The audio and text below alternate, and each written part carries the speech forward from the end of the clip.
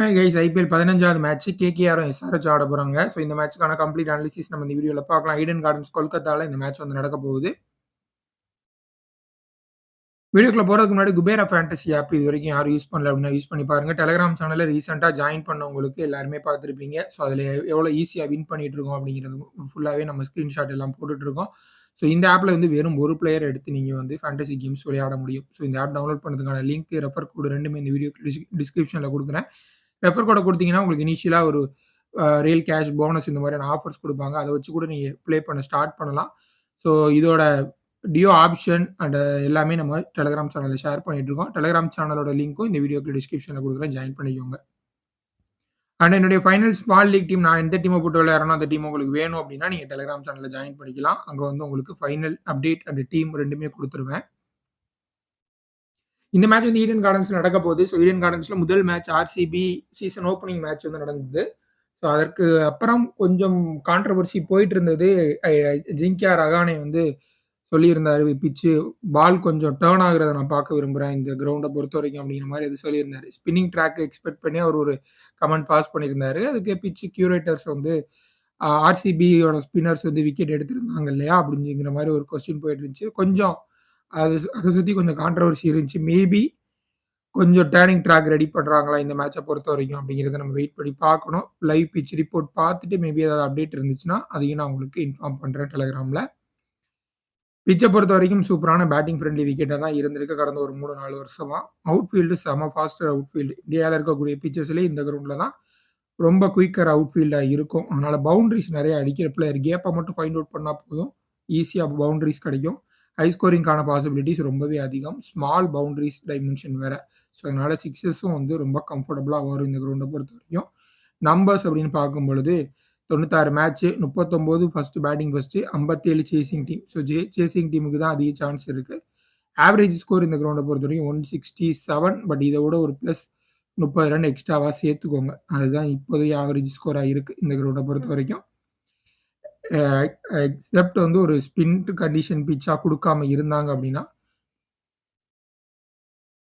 ரெண்டு டீமோட probable playing 11 பார்த்துடலாம். ஸோ எஸ்ஆர்எச்சை பொறுத்த வரைக்கும் போன மேட்ச் ஒரு லாஸ், பட் ஸ்டில் அவங்களுடைய மெயின் 11ஓட தான் ஆடுறாங்க. அதனால எந்த வித மாற்றமும் பண்ண மாட்டாங்க. அபினவ் மனோகர் பிளேஸில் மட்டும் மேபி ஏதாவது 1-2 சேஞ்ச் பண்ணலாமா அப்படின்ட்டு வெயிட் பண்ணி பார்ப்பாங்க அப்படின்னு தோணுது. ஏன்னா ஆல்ரெடி பேட்டிங் கொஞ்சம் டெப்த்து இருக்கு. ஸோ அதனால அபினவ் மனோகருக்கு பதிலாக ஒரு எக்ஸ்ட்ரா பவுலர் கூட உள்ள கொண்டு வரதுக்கு வாய்ப்பு இருக்கு. இல்லை வேற ஏதாவது டிஃப்ரெண்டான பேட்டர்ஸ், சச்சின் பேபி இந்த மாதிரி பிளேயர்ஸும் இருக்காங்க. டொமஸ்டிக்ல ஓரளவுக்கு நல்ல பர்ஃபார்மன்ஸ் கொடுத்துருக்காங்க. ஸோ அவங்க பக்கம் போறாங்களா அப்படிங்கிறத நம்ம வெயிட் பண்ணி பார்க்கணும். ஜீசான் அன்சாரி, ஸோ இவர் வந்து போன மேட்ச் சூப்பராக பெர்ஃபார்ம் பண்ணாரு. ஸோ இந்த மேட்சும் கண்டினியூ பண்ணுவார். அதே மாதிரி ஆடம் ஜாம்பா போன மேட்ச் எஸ்ஆர்எச்சோட டாப் ஆர்டர் கொலாப்ஸ், எல்லாருமே ஃபெயிலியரு. ஸோ அதனால வியான் மல்டரை எடுத்துட்டு வந்தாங்க. ஸோ மல்டரை பொறுத்த வரைக்கும் அவருடைய பேட்டிங் தேவைப்படாது.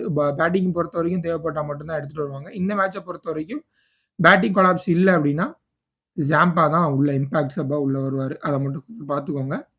மெயின் பவுலர்ஸ் இந்த டீமை பொறுத்த வரைக்கும் பேட் கமின்ஸ் ஃபுல்லாக அவருடைய 4 ஓவர் கோட்டா போடுவார். ஆடம் சாம்பா அவருடைய ஃபுல் 4 ஓவர் கோட்டா போடுவார். ரிமைனிங் பவுலர்ஸ் எல்லாருமே வந்து எப்படி ரன்ஸ் கொடுக்குறாங்களா இல்லையா அப்படிங்கிறத குறித்து டிசைட் ஆகும். டெத் ஓவர்ஸ் பவுலர் ஹர்ஷல் பட்டேலும் பேட் கமின்ஸும். கேகேஆரை பொறுத்த வரைக்கும் அவங்களும் எந்தவித மாற்றமும் பண்ண மாட்டாங்க. அவங்களும் ஒரு லாஸுக்கு அப்புறம் வர்றாங்க. ரெண்டு டீமுமே போன மேட்சை பொறுத்த வரைக்கும், லாஸ்ட் மேட்சை பொறுத்த வரைக்கும் பேட்டிங் ஆர்டரில் கொலாப்ஸ். கம்மியான ஸ்கோர் அடிச்சாங்க. அதை ஆப்போனண்ட் வந்து ஈஸியாக கம்ஃபர்டபுளாக சீஸ் பண்ணாங்க. இதே பேட்டர்னில் தான் லாஸ் ஆகியிருக்காங்க. ஸோ அதுலேருந்து ஒரு கம்பேக் கொடுக்குற முயற்சி பண்ணுவாங்க. ஸ்பென்சர் ஜான்சன் அந்த அளவுக்கு எஃபெக்டிவாக இல்லை அப்படிங்கிறது பார்க்க வேண்டியது இருக்குது. பெரிய அளவில் ரன்ஸ் வந்து ஒரு கொடுக்குறாரு அண்ட் விக்கெட்டும் வந்து எடுக்க மாட்டேங்கிறாரு. அதே மாதிரி போன மேட்ச் நம்ம அந்த டீம்ல வியான் மல்டரை கொண்டு வந்தாங்க ஆடம் ஜாம்பாக்கு பதிலாக. அதே மாதிரி கொல்கத்தா வந்து மணிஷ் பாண்டே கொண்டு வந்திருந்தாங்க வைபவ் அரோராவுக்கு பதிலாக. ஸோ இந்த மேட்ச் நார்மல் கேமாக போகும் அப்படின்னு நினைக்கிறேன். அதனால வைபவ் அரோரா உள்ள வந்துருவாரு. Angkrish Raghuvanshi impact sub. And முக்கியமாக ஆண்ட்ரே ரசல் போன மேட்ச் ஓவர் போட்டு 2 விக்கெட் எடுத்தார். ஸோ அதனால அவருடைய பிக்கு ரொம்ப இம்பார்ட்டண்ட்டாக இருக்கும் இந்த மேட்சை பொறுத்த வரைக்கும். மெயின் பவுலர் அப்படின்னு பார்க்கும்பொழுது வருண், ஹர்ஷித் ராணா, சுனில் நரேன். ஸோ இவங்க 3 பேர் அவங்களுடைய மோஸ்ட்லி ஃபுல் ஓவர் கோட்டா போட்டுருவாங்க. ஆண்ட்ரே ரசல் பவுல் பண்ணுறதுனால டெத் ஓவர்ஸில் அவர் வந்து ஃபுல்லாக அவர் போடுறதுக்கு நிறைய சான்ஸ் இருக்குது. அதை ரெண்டில் ஹர்ஷித் ராணா வந்து டெத் ஓவர்ஸில் போடுவார். இந்த மேட்ச் பொறுத்த வரைக்கும் ஃபர்ஸ்ட் இன்னிங்ஸ் இம்பார்ட்டன்ட் பிக் அப்படின்னு பார்க்கும்போது ஃபர்ஸ்ட் இன்னிங்ஸில் டிராவிஸ் ஹெட்டோட நம்பர் சூப்பராக இருந்தது. அதே போல் ஹர்ஷல் பட்டேல் அண்ட் சமி 2 பேருமே செகண்ட் இன்னிங்ஸ்ல எடுக்கிற விக்கெட்ஸ விட ஃபர்ஸ்ட் இன்னிங்ஸ்ல அதிகமா விக்கெட்ஸ் வந்து எடுத்திருக்காங்க. ஸோ இவங்க 3 பேரையும் ஃபர்ஸ்ட் இன்னிங்ஸ்ல நீங்க ஷூரா ட்ரை பண்ணி பார்க்கலாம். செகண்ட் இன்னிங்ஸ் இம்பார்ட்டன்ட் பிக் அப்படின்னு பார்க்கும்பொழுது, குயின்டன் டிகாக்கோட செகண்ட் இன்னிங்ஸ் ஆவரேஜ் வந்து ரொம்பவே சூப்பரா இருக்கு. ரிங்கு சிங் கிட்டத்தட்ட 50க்கு மேல ஆவரேஜ் வச்சிருக்காரு செகண்ட் இன்னிங்ஸ்ல பேட்டிங் பண்ணும்பொழுது.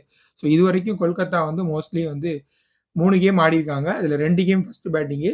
இன்னொரு கேம் வந்து டாப் ஆர்டரே ஃபினிஷ் பண்ணிட்டாங்க. ஸோ செகண்ட் இன்னிங்ஸ்ல வந்து ரிங்குக்கு பேட்டிங் கிடைக்கல. ஒருவேளை பேட்டிங் கிடைக்கிற ஆப்பர்ச்சுனிட்டி இருந்தது அப்படின்னா, ரிங்கு சிங் கிட்ட இருந்து நல்ல பெர்ஃபார்மன்ஸ் எதிர்பார்க்கலாம். கிராண்ட் லீக்ல ட்ரை பண்ணி பாருங்க. நான் பேட்டிங் ரொம்ப கீழ வர்றாரு.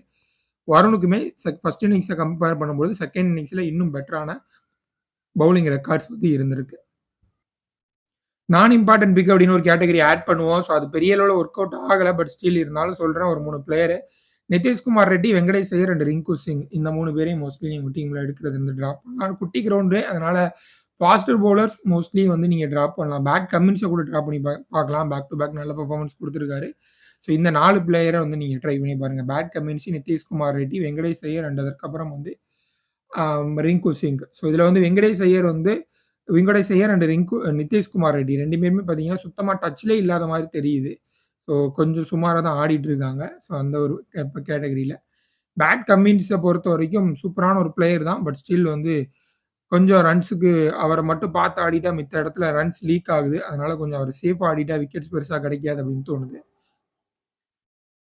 ட்ரை பண்ணி பாருங்க. And final small league team இதான். ஸோ சின்ன கிரவுண்ட் அப்படிங்கிறதுனால பேட்டர்ஸ டிராப் பண்ற ரிஸ்க்க நான் எடுக்க விரும்பல இந்த மேட்ச பொறுத்தவரைக்கும்.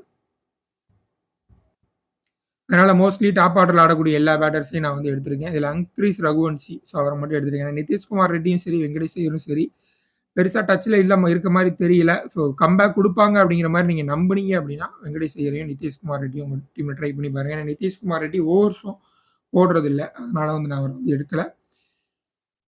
இதுல ஏதாவது சேஞ்ச் இருந்துச்சுன்னா, ஃபைனல் டீம் டெலிகிராம் சேனல்ல இன்ஃபார்ம் பண்றேன். ஜாயின் பண்ணிக்கோங்க. சுனில் நரேன் பேட்டிங் கொஞ்சம் வல்னரபிளா இருக்கு. பட் ஸ்பின்னருக்கு ஏத்தபடியான ஒரு ட்ராக்கு குடுத்துட்டாங்க அப்படின்னா, விக்கெட்ஸ் நெறைய எடுத்துருவாரு. ஸோ அந்த ஆஸ்பெக்ட்ல யோசிச்சு நான் கேப்டனா போட்டிருக்கேன். இதுல பெருசா டச்ல இல்லாத பிளேயர் அப்படின்னு பார்க்கும்பொழுது, அபிஷேக் சர்மா ஃபார்ம்ல பெருசா இல்லாத மாரி இருக்கு. பட் சின்ன கிரவுண்டு அதனால கொஞ்சம் யோசிக்க வேண்டியதா இருக்கு. இஷான் கிஷனும் முதல் மேட்ச்க்கு அப்புறம் கொஞ்சம் ஸ்லைட்லி கொஞ்சம் தடுமாற தான் செய்றாரு. ஸோ அவர கூட நீங்க டிராப் பண்ணலாம் கிராண்ட் லீக்ல. அஜிங்கியா ரஹானேக்கு ideal condition. Quinton de Kock first batting பண்ணாங்கன்னா, அவரையும் நீங்க டிராப் பண்றது குறித்து கன்சிடர் பண்ணலாம். ஸோ 1, 2, 3 இந்த 3 player and Pat Cummins. So இந்த 4 பிளேயரையும் நீங்க டிராப் பண்ணிட்டு, உங்க கிராண்ட் லீக் டீம்ல நீங்க மல்டிபிள் டீம் ரொட்டேட் பண்ணிக்கோங்க. நன்றி.